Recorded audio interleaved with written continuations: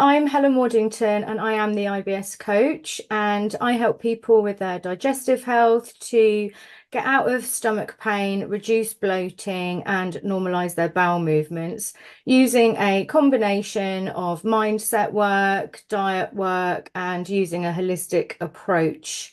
I have got a very special guest with me today. Her name is Sarah and her company is Mystical Rainbow Treasures. So welcome, Sarah. Can you please tell our viewers a little bit about what you do and describe your company for us? Thank you. Yeah, thank you very much. So my business is it's all guided by my intuition. So basically my life purpose is to give people the tools that they need to transform their life and to guide them through it. So it's all based on what channels through me. I'm able to kind of intuitively guide people through and combat their blocks and work with them through that. That's fantastic. And I really enjoyed the workshop that you did at the retreat recently. So I got a little tiny snippet of what you do. And I have to say, it kind of just works like magic. It's really, really good stuff. So I've got a few questions for you today in terms of what your why is for your business. What made you start? What's the ethos behind it? Yeah, so it started off in lockdown, actually, December 2020. So I'd been furloughed from my day job, and it ended up being 3 times, and sounded like fun at the time, but to sit there and have no purpose and nothing to be passionate about was not for me. So I kind of took the time to indulge in learning and gaining information. So I learned more about crystals, essential oils, things that I was interested in and passionate about. And the business started being launched with 5 products, which were crystal, essential oil and crystal blends, so in little roller bottles. So it was just launched with those 5 products. Then it kind of evolved into crystals. People were asking for crystals to buy, so it kind of evolved into live sales, things like that. And then a weird thing happened that was going really well, and it was like really growing consistently, and I was seeing like massive growth. Then the Cancer new moon hit, and my whole energy changed, and it just was. I was kind of being told that sales weren't for me. I'm kind of more of a soul person than a salesperson, and just selling products and getting inventory and stuff just wasn't for me anymore. It wasn't sitting right. And the way that my energy works is if I don't feel that I'm aligned with something, I just can't do it. So that kind of stopped. And I've delved and kind of deepened my intuition further and kind of connected more with my psychic skills. And that's kind of evolved through offering coaching. I offer soul illumination guidance, which is we kind of have a catch-up call. We kind of identify what the person's blocks are, where they feel that they're stuck, what they'd like to achieve and what they think is in their way. And then I'm able to channel through intuitive guidance for them. So it'd be little steps, little things that they can use. Crystals are used as well, like things like that. So it's just a way of me giving them the tools and kind of sharing my insights with them. That's amazing. So you work quite deeply on a mental level and help them really get a more positive mindset. Yeah. That's amazing. Thank you. So you've been in the business since 2020. And how has your business evolved along the way from where you first started to where you are now? Has there been Yeah, like I say, it's been a big evolution. So it's gone from a product-based business to, like I say, more of what I was seeing was people would like to buy a product. So they like to buy a crystal, they'd like to buy like a rose quartz, so they wanted more love in their life. But for me, that wasn't deep enough. So yes, I was seeing the impact that they were getting from buying that crystal, but I knew that there was more of my gifts that I could share with them that would help them transform rather than just buying a rose quartz and feeling a little bit better. I've kind of valued my skills more now because I'm quite it's quite a theme for me that I think what I can do is normal for everyone. And I've realized, especially over the last few months, that it's not natural just because it comes natural to me. But I just think because I can walk and talk and I can do this and because I can channel intuitive messages, everyone can do that. And I'm like, oh, actually, they can. So I think I hadn't placed enough value on my own skills and my own gifts because I just thought that there were, that everyone could do it. I mean, I could go around the room and give everyone an intuitive message. And it was like from talking to my partner and stuff. And I was like, well, wouldn't you be able to do that? And he was like, well, no, like I wouldn't have a clue. No. It's a skill. And obviously, when I identify that I've got gifts and skills, the thing that I want to do with them is to share them so then everyone can benefit from that knowledge and that wisdom, because it's nice having skills and talents, but if you just keep them to yourself, then it's not No for the good. greater good. So yeah, to share the wisdom and share the knowledge is what I like to do. And seeing transformation in people, that's the thing, that's the key point that lights me up, is seeing people come to me and they feel stuck and like they're hitting a brick wall, and then to see the transformation just from a few little steps that's what lights me up. Fantastic. So what drives you to keep going? The reason I ask this is, being a woman in business, it can be quite challenging, but what really drives you to keep going? Yeah, so for me as well, it's a juggling act, because I have ADHD and autism, self-diagnosed on the NHS pathway, but you know how that is like that.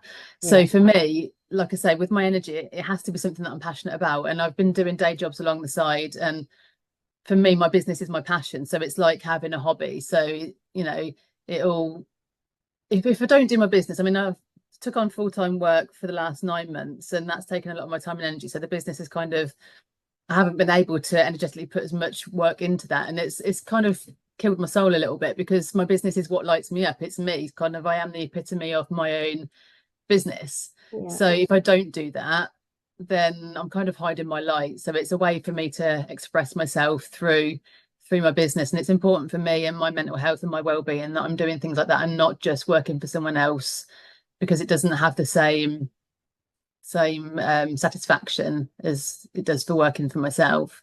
Absolutely. I completely agree with you 100%.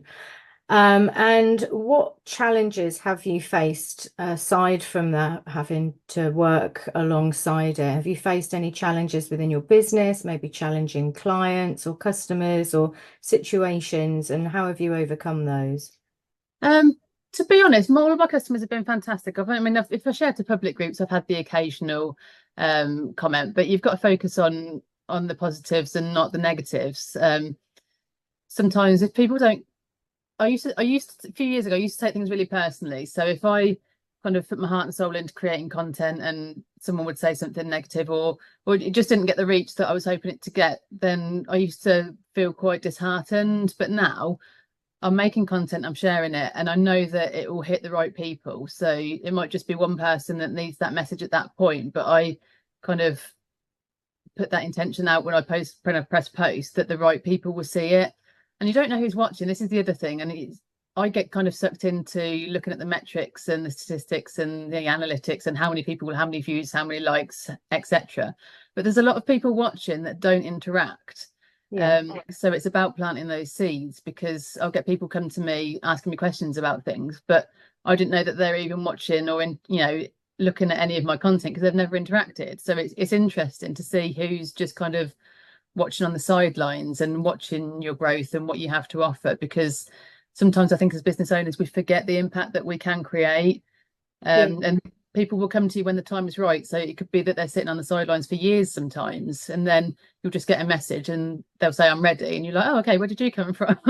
But sometimes they're just watching and they're waiting for the right time. People have got a lot going on, and it's not always personal. It's just things need to align for them as well as for you. Yeah, fantastic. I probably know the answer to this already, but what brings you the most joy from your business? Yeah, like I say, it's definitely transformation. So people come to me, like, and they might just buy a crystal to start with or ask about tumble stones. But then if they come with me for the whole journey, then it's just seeing that level up and that growth. And sometimes they don't realize the changes in themselves until I point them out. And then they're like, oh yeah, hang on, I didn't used to react like that to things. And this is why I ask for feedback a lot.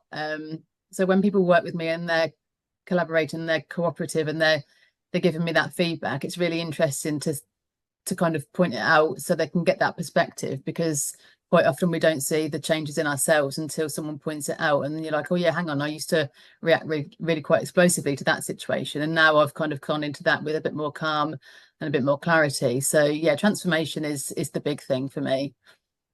And what would you say the main bulk of your clients are? Are they men, women, young, old, or complete Yeah, mix? it seems to be a high amount of women, which isn't intentional. I'm more than happy to work with men as well, but I think it's still a little bit of a stigma for men, and I know men's mental health is more prominent now, Yeah, but it's still. I think it seems to be when you see like when we go to the retreat, the majority of the people are women, aren't they? yeah.